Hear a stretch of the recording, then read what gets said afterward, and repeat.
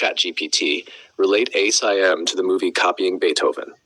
Copying Beethoven through the lens of A Course in Miracles, ACIM.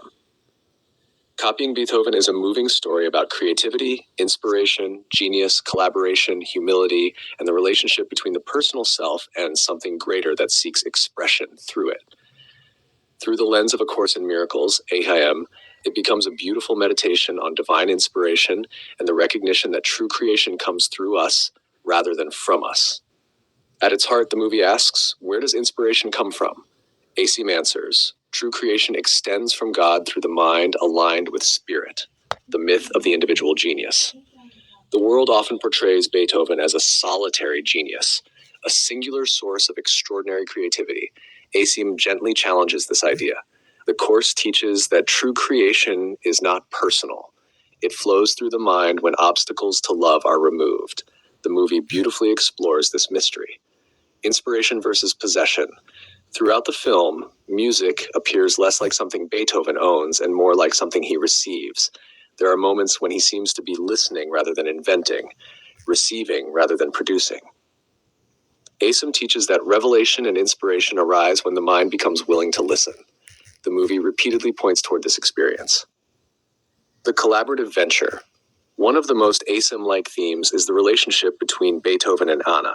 The movie is called Copying Beethoven, yet the story gradually reveals that creation is not an isolated process.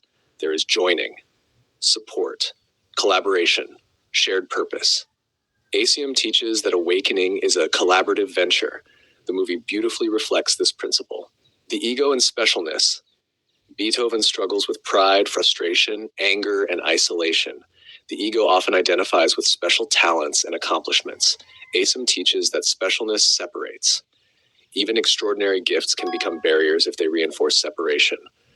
The movie honestly portrays this tension. Hearing beyond the ears. One of the deepest symbols in the film is Beethoven's deafness. As his physical hearing diminishes, another kind of listening emerges. ACIM teaches that spiritual vision and spiritual hearing are not dependent upon the body's senses.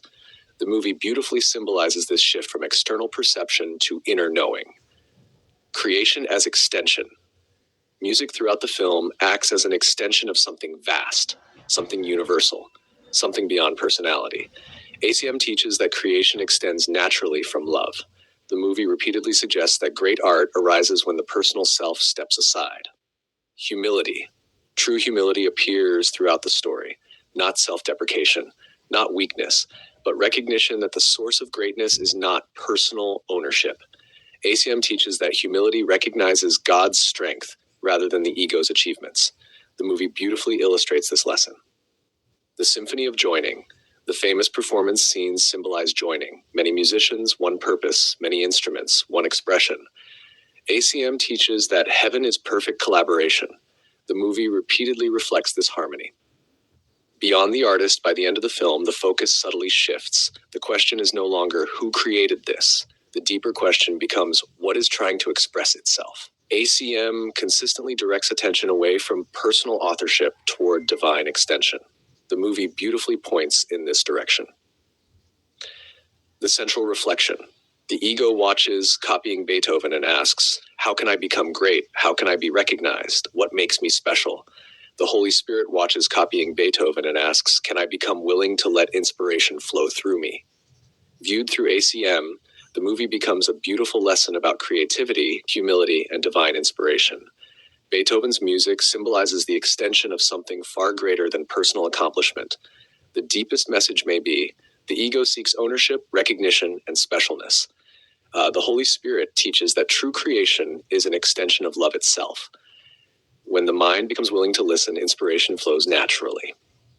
The greatest masterpieces are not personal achievements, but reflections of the divine harmony that is always seeking expression through every willing mind.